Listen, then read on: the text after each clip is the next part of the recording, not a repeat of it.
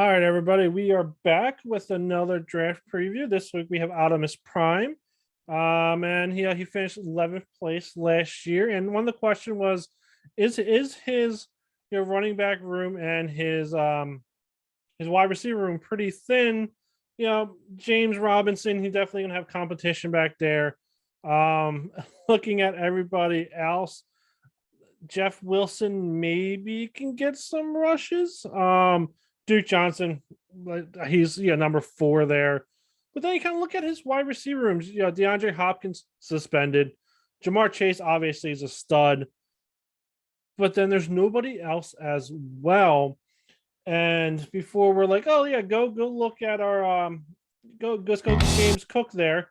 Go watch my Green Lightning draft preview that we're going to be releasing with your video, and you'll see why James Cook is not the right answer. And I had you going wide receiver in my 1.1 mock draft for Dynasty. It makes more sense to have that 1-2 punch wide receiver than stretching for James Cook, because my running back tier for Dynasty rookies is Breece Hall tier 1 by himself. Tier 2 you have Walker tier 2, and then tier 3 has about 3 guys in there that I would say or probably in that range of tier 3. Versus tier 1, you have probably about 4 wide receivers who are flat up studs tier 1. I'm going to throw them out there for everybody so everybody knows what my rankings are for tier 1.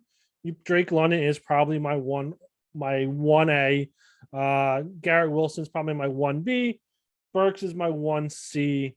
And I'm missing somebody off the top of my head who's 1D, but I would pull up my draft rankings and to tell you that. So yeah, definitely don't go looking for James Cook at 105 that we kind of talked about here. But with that said, do you see the hopes that the Auldomus Prime can win the Ming division? No. No, I don't. And that has nothing to do with his team besides he's pretty thin at other positions. But I look at who's in his division. Bills Mafia, champion last year. Randall Flag Football. I'm pretty sure he had the best record last year. Curly Lamborghini. He has a decent team as well. Unfortunately, Auldomus Prime is the 4th worst team in his division, and the answer is no, not at all. Yeah, I 100% agree with you. Actually, it was me that had the best record last year. I beat Randall Flag Football in the last week to take the number 1. I think last year it was you that said that Justin wouldn't win a game. And I think this is the year now where I think that might become a reality where he doesn't win a game. He has 10 running backs as keepers on the roster. There's not a single RB1 out of the single 10. It's awful. It is really awful. And I mean, I know you're saying go wide receiver at 5. When you have 10 running backs on the roster and you can't even say one of them's an RB1 or an RB2 for that matter, that's trouble. And I mean, the D-Hop suspension complicates things, and I think that's why he might not win a single game. You're right about Jamar Chase, but other than Jamar Chase and Kittle and Njoku at tight end, I guess you could say tight end's a bit of a strength for him. He's got nothing. He's got Lamar Jackson, who just lost Hollywood Brown. Who's Lamar Jackson throwing to? James Proche? I mean, who the hell is these guys, right? So I think it's going to be, a long year for Justin and Auldomus Prime. I think it's 6 losses to the Ming division and to everyone else. A bold prediction right now. I think he's definitely a team that might not win a single game. Yeah, for sure. He definitely has that, capability. He does have 2, decent running quarterbacks, I should say. But, Lamar Jackson, Ryan Tannehill, Treylon Burks, I think is not an AJ Brown right now. I don't think he's even going to come close to AJ Brown's, stats this year. But he's going to give him some points there, so he might win a game on a bye. We don't know what the bye is going to look like yet. So he might win a game on a bye. But you're right. Even though tier 3 running backs would be James Cook, but to me, I don't know. I don't even know if he's going to be,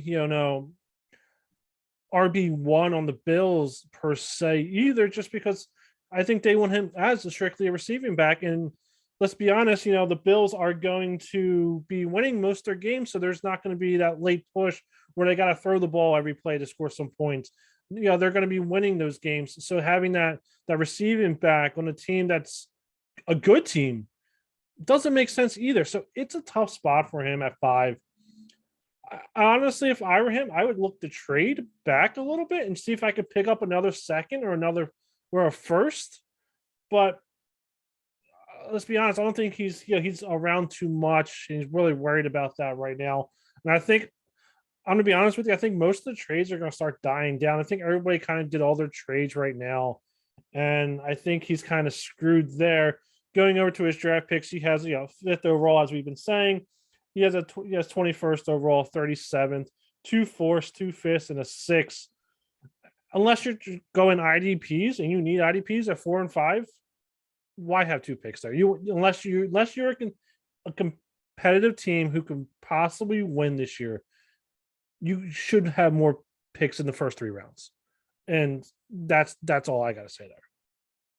Yeah, I agree with you there. I mean, Justin and Auldomus Prime, if you're watching this video, I'm interested in David Njoku, obviously. So I'm willing to give up some draft capital for him. So we'll see if he actually watches the videos by that comment. But I mean, let's face it, he can get somebody good at 5, but you're right. The 2 round 4s and 2 round 5s, you're probably getting solid IDP keepers. You're right there. But I mean, as far as offensive players go, I say the majority of them go obviously in the first 3 rounds. I think looking back at the first 3 rounds in our first draft ever, there were still some really good players that got drafted in round 3 and even in years after. So you can still get good picks there, but like you said, round 4 and 5, what are you going to get? The best kicker, the best defense? Like, what's that going to do for you when your team's already a piece of shit, right? Like, I mean, all you're doing is just wiping your ass and you still have shit on the paper, right? So, I mean, I think it's a 0-win year for Auldomus Prime, and he's going to have to figure it out because his team's turned out to be a disaster from his first season, where I think he actually won the Ming division, and it's just been an absolute disaster since. Yep, and I actually lied earlier. My tier 1 for wide receivers is Drake London, Garrett Wilson, and Trayvon Burks by themselves. Tier 2 has Chris Olave, Jameis Williams, Guy Moore, and Jahan Dotson. So that's my rankings for everybody, just so they know. But going back to if he picks 4, and looking through my wonderful tier ranking of running back, is he going to get Hassan Hawkins, Keaton Ingram? Like at round 4, round 5, you got to think, Brian Robinson, Pierce Strong is even going by then, Rashad White, Isaiah Spiller. He's going to have no more running backs. Like, he needs to make some moves here and go full rebuild, get whatever you can at this point, and do 2 years like I did, and that's the only way I can see him competing ever again. Well, maybe he could trade Lamar. That might be an option, right? Where you did that. You traded 2 quarterbacks for a horde of picks, and that's when your rebuild really started, right? Yep. He could do a similar thing, like Lamar, Jamar Chase. Imagine the draft capital you could get for those 2 guys, or maybe you could do those 2 guys for 10 decent guys like you did with me with Deshaun Watson. Like, there's so many options out there for him. But if you're not online, you're going to end up like just falling into the wayside, and it's just how she goes.